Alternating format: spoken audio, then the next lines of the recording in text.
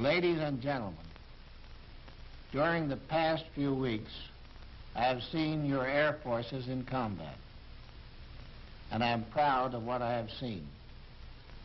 When I refer to the United States Army Air Forces as your air forces, I mean it in every sense of the word. In 2 years, we have come up from 7th place to 1st place. And today, we have the largest and mightiest air force in the world. That was a job accomplished by the will and energy of the entire people of the United States. It was accomplished by our young men who left their peacetime pursuits to become pilots, bombardiers, radio technicians, gunners, by those who operated our great commercial airlines. It was accomplished by American labor, by the veterans, the newcomers, by actors, welders, typists. We welcomed anyone who was skilled, and we were grateful to those who willingly forgot their usual Sunday afternoon drives. The building of our Army Air Forces is a great achievement of a democratic people and a democratic government. Many facts have been withheld in the past for reasons of military secrecy. Some of these facts can now be given as a record of your achievements, as a report of what you have done and are doing. Every American can well be proud of this record.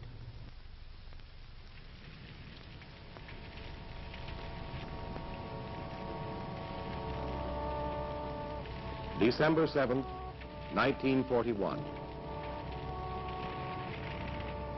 The Air Forces have their own reasons for remembering Pearl Harbor.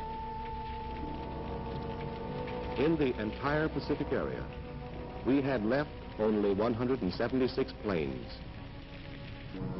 We faced a formidable German Luftwaffe and a strong Japanese Air Force with an overall total less than 1,000 first-line combat planes. However, though we didn't have the planes in the air, we did have them on the assembly lines. Long before Pearl Harbor, the President had requested a program of 50,000 planes a year.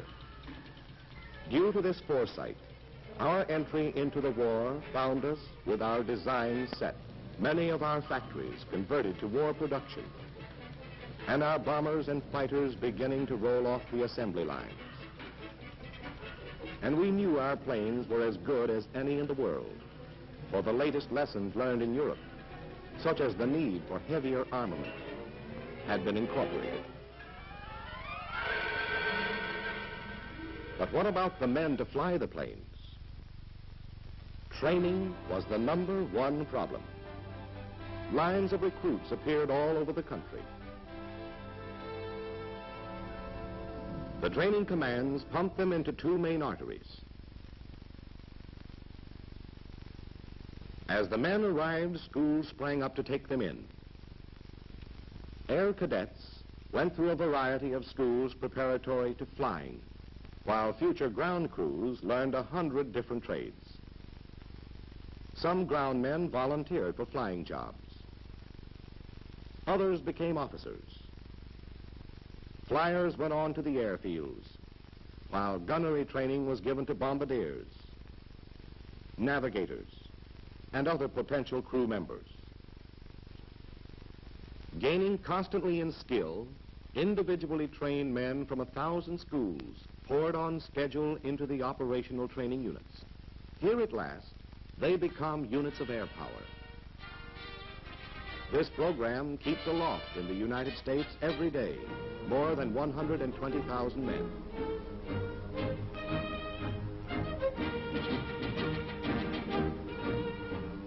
Women, too, are trained to do their share.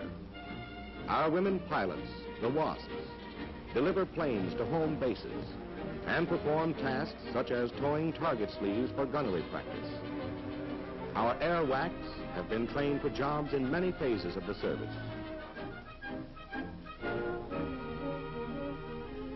The final stage of training is reached in the operational units. Here, the individually trained men, for the first time, meet the teammates beside whom they will fight and the combat planes they will fly. They train in organizational units as large as a complete task force, simulating combat conditions.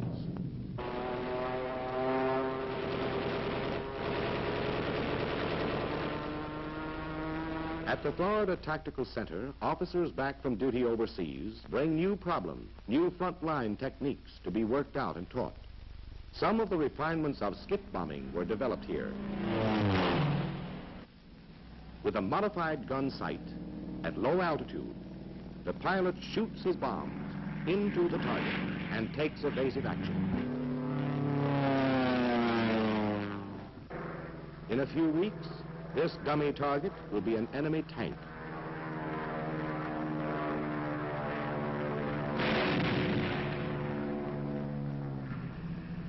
In a few weeks, this will be an enemy ship.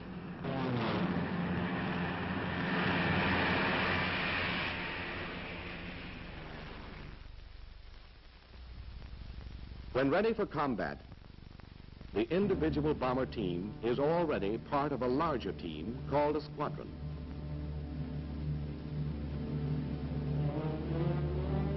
Four squadrons comprise a group. 3 groups, a wing. 5 wings, an air division, and 4 divisions, a bomber command. A fighter command is built up much the same way. Another vital command is the Air Service Command. They are the boys without whom the planes would never leave the ground. To service the planes, repair shops and warehouses have been established, such as this one in England. These warehouses stock 4 times as many items as there are in a Sears Roebuck catalog. The Service Command has become the biggest export business in the world, delivering in huge quantities.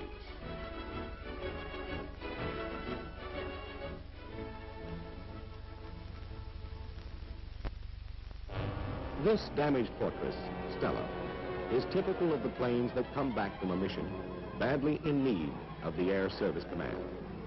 For 3 of Stella's motors were dead. The 4th managed to get her back to England, but she ended up in a meadow. Stella was a mess until a mobile machine shop arrived. A temporary repair depot was set up, and the boys of the Air Service Command went to work.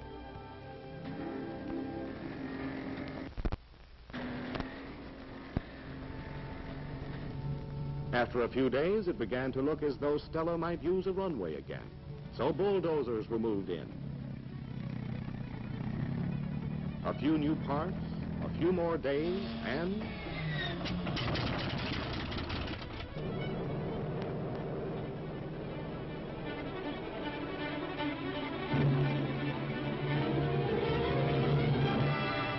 she flew again, ready to fight again.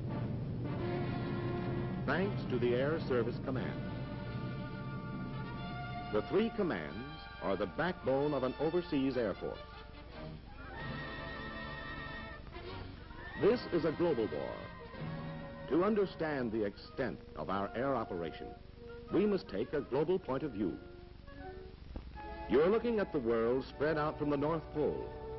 Today we have 15 air forces, all joined together by the network of the Air Transport Command. 110,000 miles of regularly scheduled routes, 4.5 times around the world. Over these routes, the ATC ferries planes from factory to front. It transports key personnel and delivers supplies at the rate of 10 million miles a month.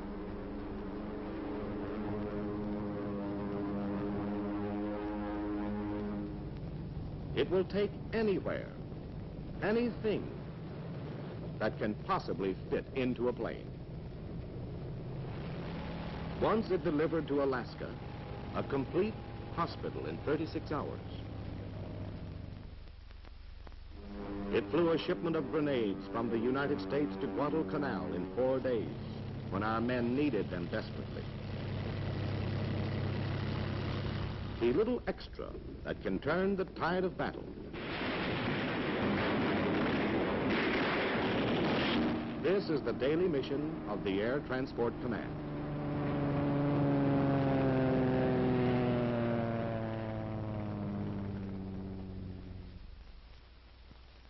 Our 15 Air Forces were formed at different times for varied purposes.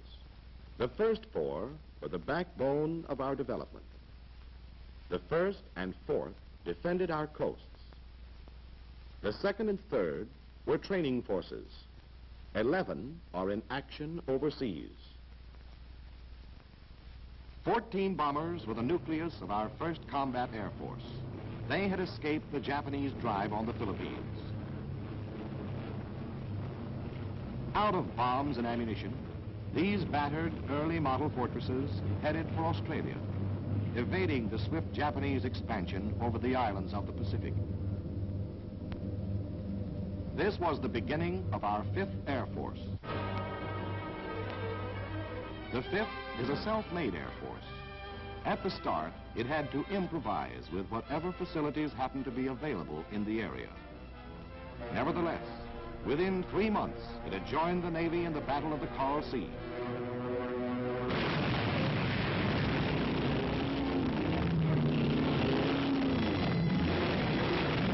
Helping to sink 19 enemy vessels.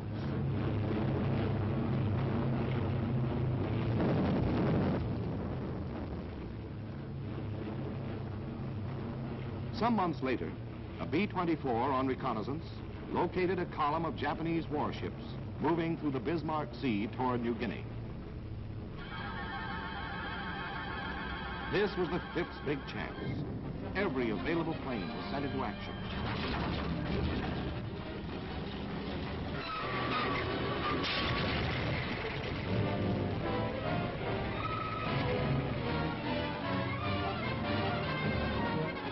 For 3 days, 162 American and Australian planes bombed and strafed the Jap fleet.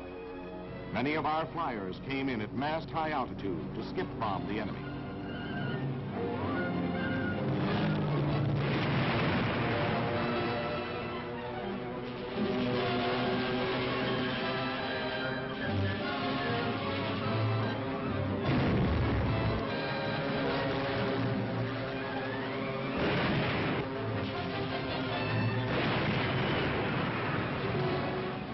At a cost of only 6 of our planes and 13 of our men, the convoy was smashed and an entire division of Jap troops wiped out.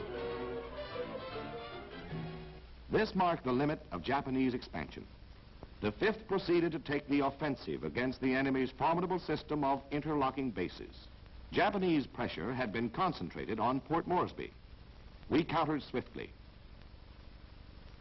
Our troop carrier command flew 15,000 men across the Owen Stanley Range in one air movement.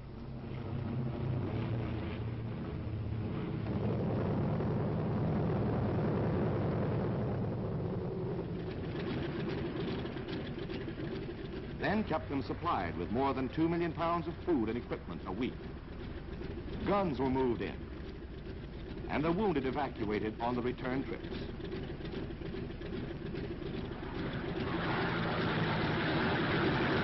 Following the spearhead came the engineers. Sometimes they had equipment, sometimes they improvised.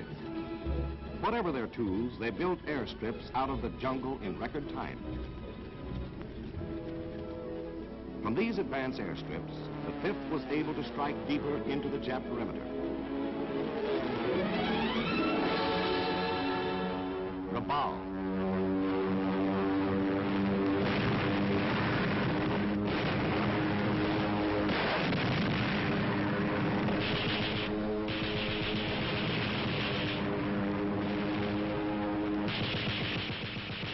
WWII.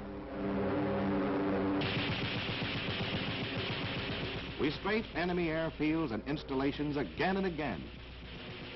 When the Japs tried to hide their planes in the jungle, fragmentation bombs suspended from parachutes blanketed the area.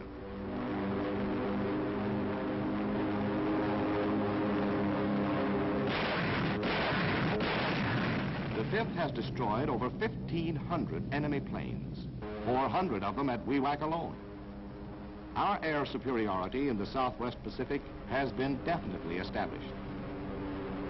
To counter the Jap threat, we're building our own network of air bases on territory recaptured by our combined operations. In this task, the 5th has been reinforced by the 13th Air Force, which was organized a year after Pearl Harbor. Together, these two air forces are driving forward on one of the several roads to Tokyo. The 13th was activated with units from the 7th Air Force. Today on Hickam Field, the devastation of Pearl Harbor has been repaired, and a new and better Air Force is making history. Just a year after Pearl Harbor at midnight, the bombers of the 7th flew out of Hickam on the longest massed offensive flight ever made. With Midway as the only stopping point, they flew 5,000 miles to bomb Wake Island in a surprise attack. To the south, the 7th established its bases on the Ellice Islands. From here, it battered Jap defense installations on the Gilberts, paving the way for the successful assault of our amphibious forces. From advanced bases on the Gilberts, the 7th put into combat a new weapon. In addition to its deadly 50 caliber machine guns, this B-25G was equipped with a 75mm cannon.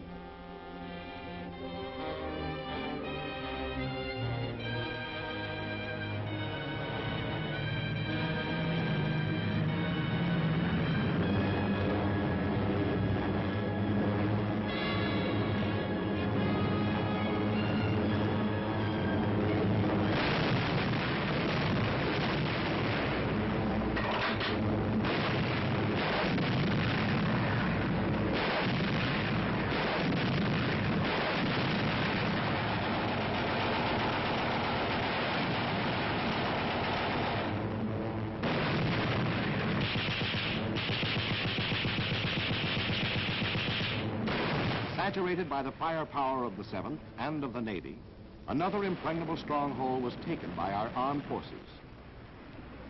The 7th is opening up another approach to Tokyo. While the 7th was being built, the Japanese threatened in the north. In a surprise assault, they seized and fortified Kiska. We rushed planes to the 11th Air Force in the Aleutians. Finally, the Japs were squeezed out. From here, we have bombed Paramushiro, Japan's northernmost naval base. The 11th represents a third road to Tokyo. Many of the planes that were rushed to the Aleutians came from Panama, where our 6th Air Force has defended the Canal Zone. The 6th has patrolled the Caribbean for submarines and guarded the sea routes to Africa and Europe.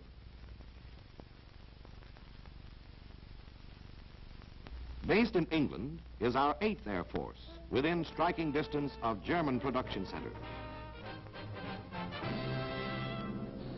Germany's highly developed industries are the mainstay of her war effort.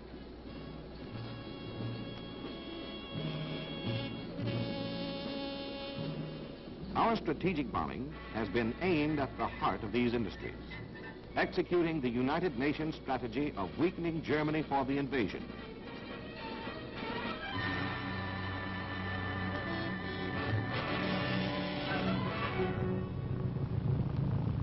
Precision bombing by daylight has been the American contribution.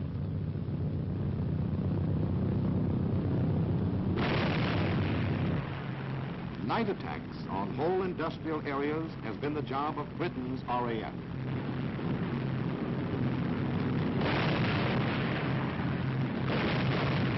This double blow has raised havoc with German war production. German defenses have had no rest under the 24-hour offensive.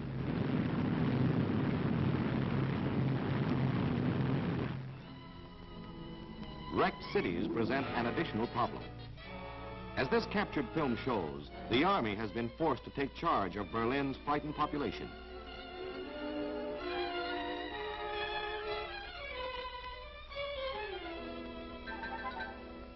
Manpower and resources have been diverted to necessary repairs. In 1943, a series of outstanding attacks marked the development of strategic bombing. Submarine yards, marshalling yards, synthetic rubber, shipyards, ball bearings, and then aircraft plants. Regensburg, Marienburg, Kassel.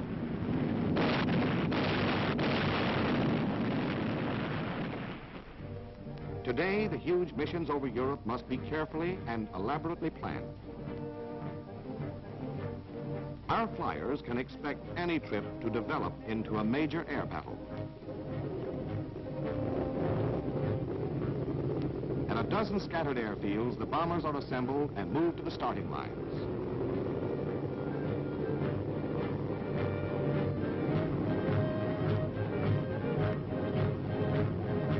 Takeoff time.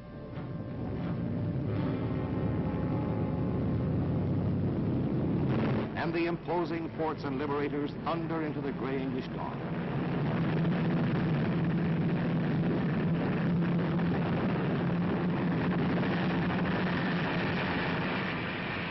They take off on split-second schedule. But war in the air is so swift that a few moments' error may mean a missed rendezvous.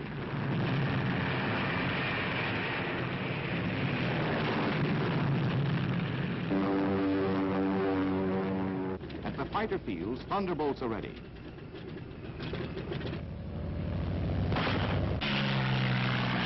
They set out to meet the bombers, followed by twin-engine lightnings. The two groups make rendezvous over the English Channel. And with the fighters patrolling the skies around the bomber formation, the Air Armada moves into enemy territory.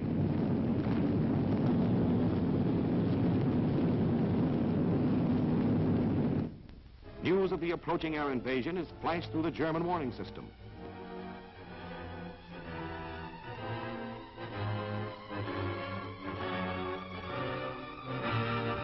Coastal anti-aircraft batteries fill the skies with high explosives.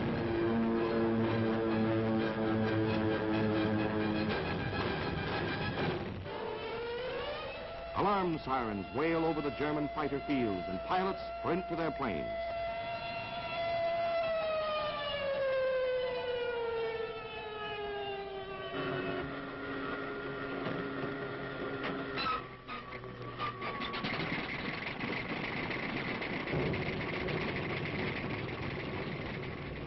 In a few minutes, deadly Focke-Wulfs and Me-109s are on their way to challenge our men and planes.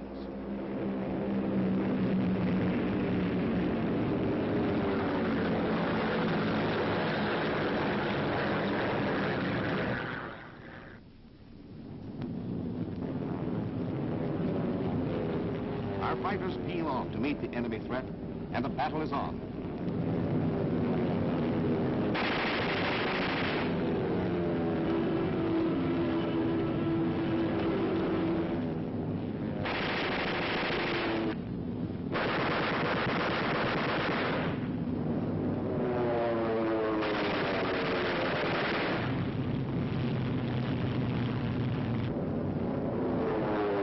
Some of the enemy interceptors are blasted out of the battle zone.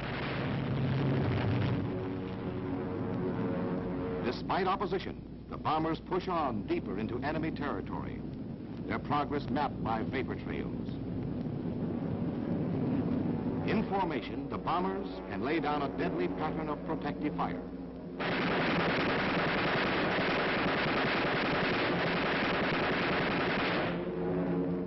Nevertheless, the enemy fighter attacks, plus the anti-aircraft barrage, take their toll. Our planes begin to show damage. Some drop behind. Above the battle, the enemy commander locates the stragglers. His fighters close into the kill. This is called the big lead. Look at the battle from the German angle. Through German cameras, and see why.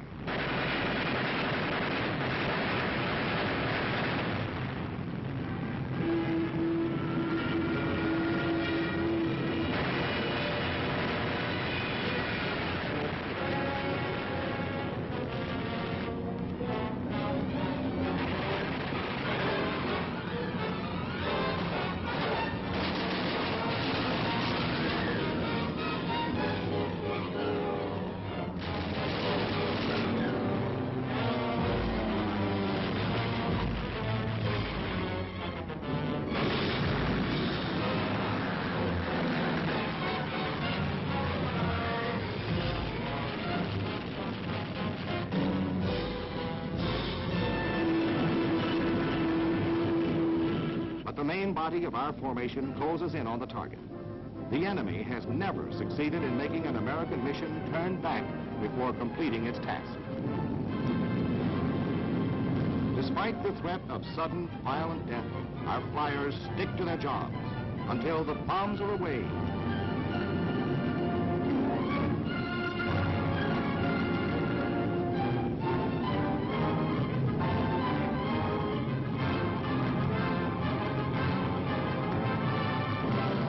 Until the target is destroyed.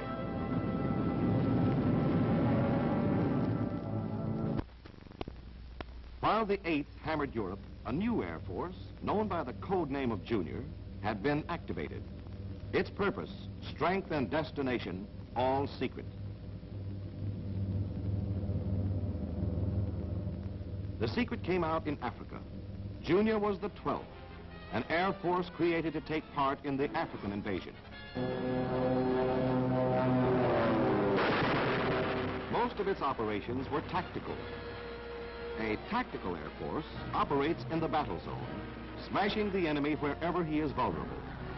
It works with the ground troops, employing low-flying medium bombers and hard-hitting fighter planes. It fights to establish air superiority.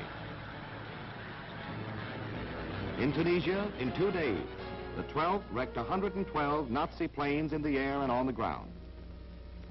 The desperate Nazis tried to fly in reinforcements to stem the advance of our ground troops. The 12th spotted the transports.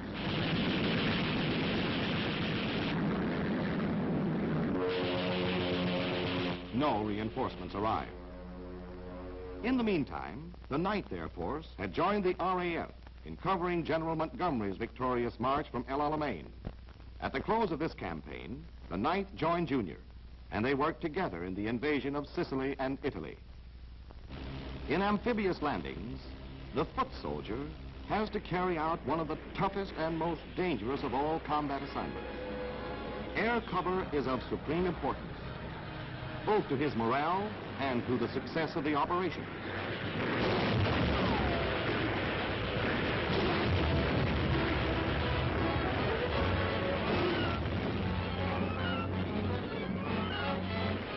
When a beachhead is established, the enemy's full strength must be held off until our troops have a chance to dig in, land heavy equipment, and supporting units.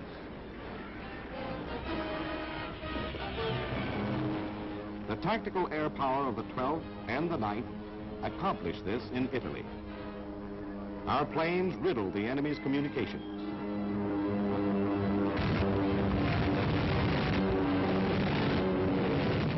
Neutralized his artillery, shot up his troop train, and stopped his tanks. Because of recent developments, the 12th has moved its headquarters to Italy. The 9th is in England for current operations. And our newest Air Force, the 15th, has moved into Africa. With this distribution of air forces, tactical coverage can be provided for any presently contemplated land operation. From its bases in Africa and Italy, the 15th can carry out strategic bombing over the whole of southern Europe. While from England, the 8th can plaster northern Europe. Together, they cover Hitler's entire fortress. There is no corner of his stronghold that cannot be reached by the crippling blows of strategic bombing. Our remaining 2 air forces have operated on the other side of the world, in India and China. Japan's unwarranted campaign of aggression began 13 years ago. A powerful Jap Air Force had undisputed control of the Chinese skies. These were happy days for the Jap flyers.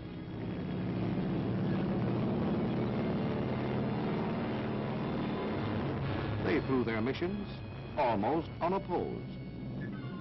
They murdered at will.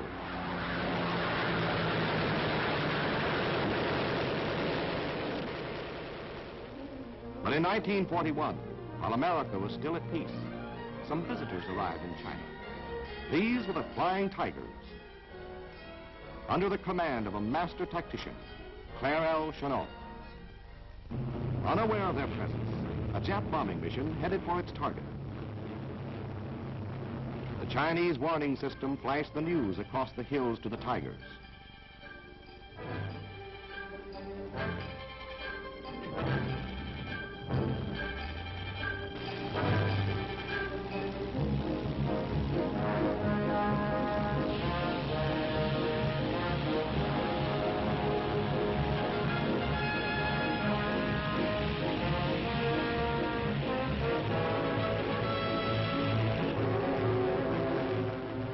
Tigers climbed high as the enemy came on unsuspecting.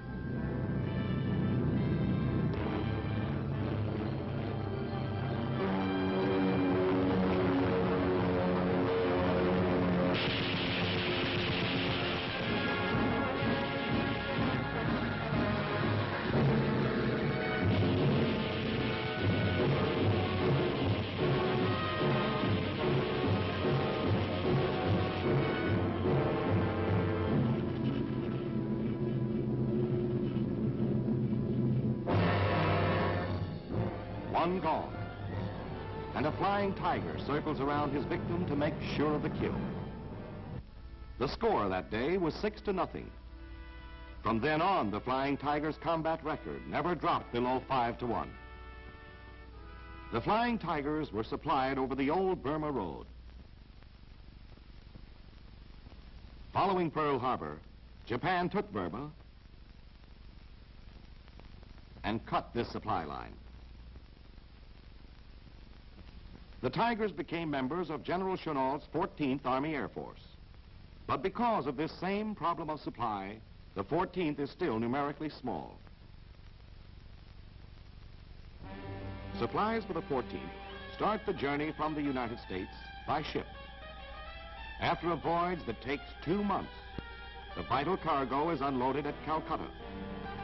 The bulk of it must be pushed to the river docks, laboriously loaded onto barges, and shipped upriver to Assam. Length of the trip, 40 days. The other route to Assam is by rail on a primitive railroad. Shortly after the trip begins, the rail becomes narrow gauge. The agonizingly slow process of unloading and reloading starts again. Frequent accidents and irregular schedules further slow up supplies. At the end of the arduous rail trip, most of the heavy equipment is loaded on trucks for a 4-day journey on rough, dusty roads. And so by ship, train, river barge, and truck, the supplies for the 14th are painfully assembled in Assam, headquarters of our 10th Air Force.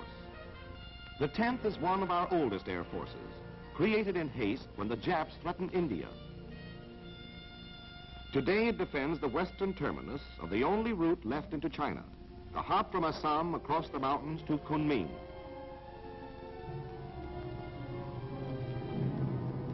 The last leg of the trip is known to the pilots as going over the hump. The trip is as dangerous as any combat mission. Most of the time, the weather is so bad that the pilots have to make the 17,000-foot mountain passes on instruments. If they veer south, they drift into Jap-held Burma. North, into 22,000-foot peaks. The crews of the Liberators must ferry in their own bombs, gasoline, and everything else. In order to fly one bombing mission, they must make 4 trips across the hump.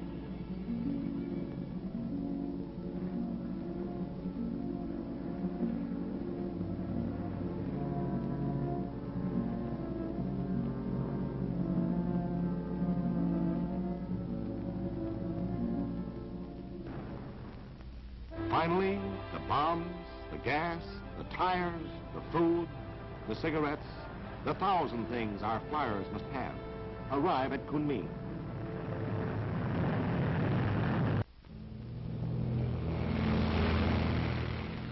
But the journey isn't over yet.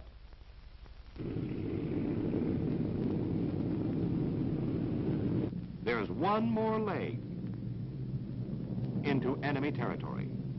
Hong Kong is the objective on this mission. The bombs are finally away. They've come 10,000 long miles. They've been en route for close to 6 months. But on this last couple of miles, they travel swift and true into the enemy target. To broaden the scope of our operations in China, we're building a supply route from Ledo. The road is being built as we fight and will eventually connect with the old Burma Road. When completed, it will carry some 40,000 tons per month. The conquest of Burma would further facilitate transport by opening up the port of Rangoon. But basically, we must have a direct route into China. For China, besides having obvious geographical advantages, has the great asset of its people. American-trained Chinese pilots have already proved themselves in the 14th. The Chinese make expert mechanics, and their manpower is limitless. Potentially, China is our best base for strategic bombing of Japan.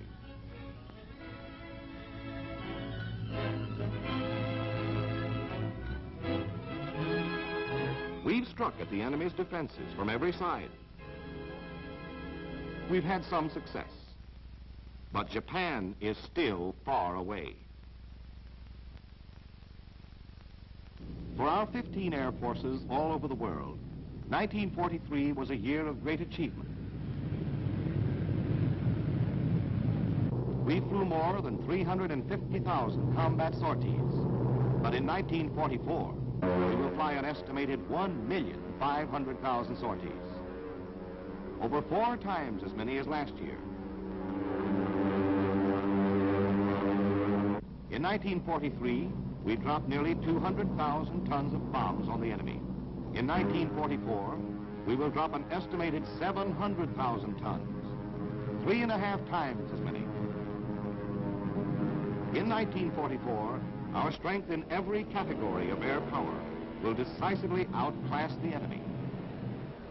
As our military power grows, Germany and Japan are placing increasing reliance on non-military factors to avert their defeat. They realize the vital importance of our production during the tough year ahead. They're counting on their theory that a democratic people is too undisciplined to maintain the terrific production pace we have set.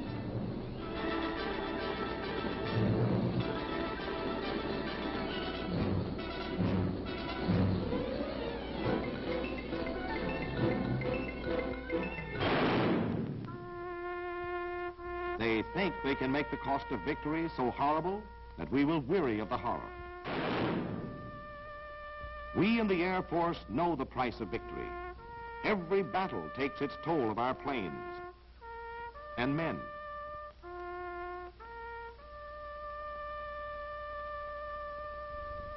Our enemies think that we will flinch at the prospect of further casualties and settle for a compromise peace. A compromise peace is the secret weapon of the enemy. Our answer is this. In the skies above these flyers who died, there will be no compromise. In enemy skies all over the world, there will be no peace. Our bombers and fighters will rise in ever-increasing numbers. The roar of our motors, the pounding of our guns, the whine of our bombs. These sounds will never cease until our enemies below are destroyed.